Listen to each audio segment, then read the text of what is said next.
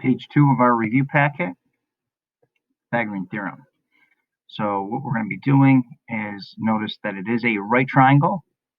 So the relationship between the three sides of any right triangle is a squared plus b squared equals c squared, where a and b are the legs.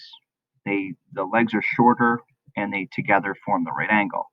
The hypotenuse is c by itself across from the right angle. Okay, so here goes B.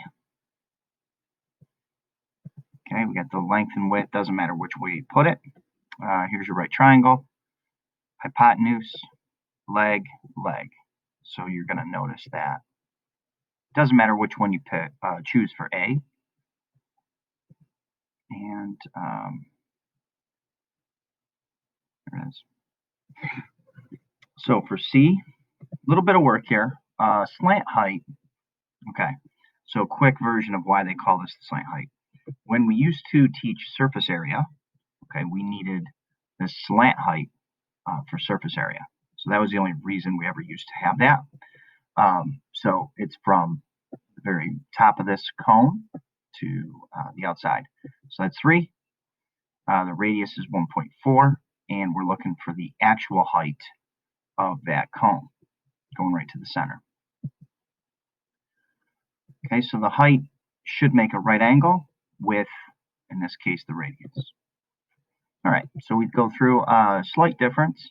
Since the right angle's here, 3 is the hypotenuse. Notice it goes on its by itself on the right side as C. H is one of the legs, so I just chose to put that as A. And it's going to end up being a subtraction rather than an addition in the long run here. Okay, take the square root, and we get 2.65. All right, so for D, again, we have the hypotenuse is 24. The legs are 6 and x. So notice that now we have the x on the left side again. And got the largest side over there. Okay, it ends up being a subtract problem. Subtract 36 from both sides. And it doesn't say round, even though I started to round. It doesn't give us the really permission, so to speak, to round. So either we want 2 places or we want to leave it as the square root of 540. Okay, it doesn't say simplify square roots, so we won't bother with that. All right, so what I have to assume here is that the entire distance across is going to be the diameter. So I assume that from here to here, the hypotenuse looks this way.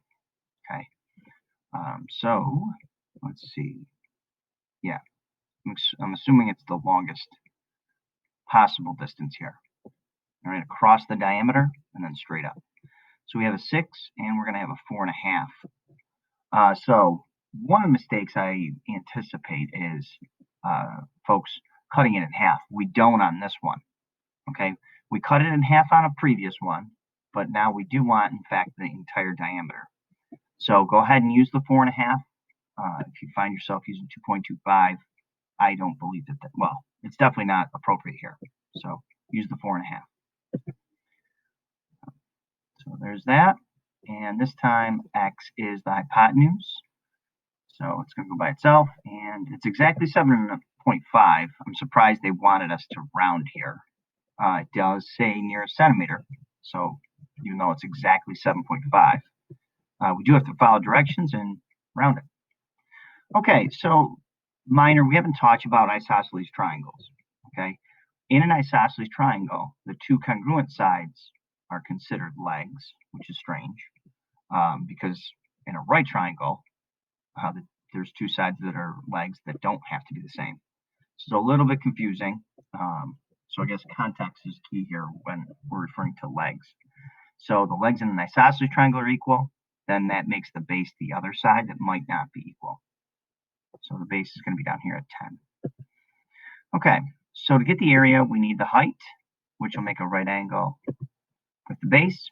Okay, and you're going to learn this when we do draw the height.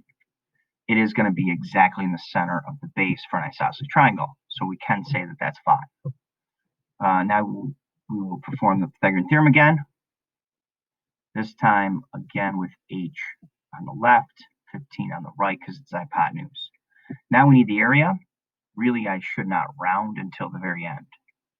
Okay, that's it for this video.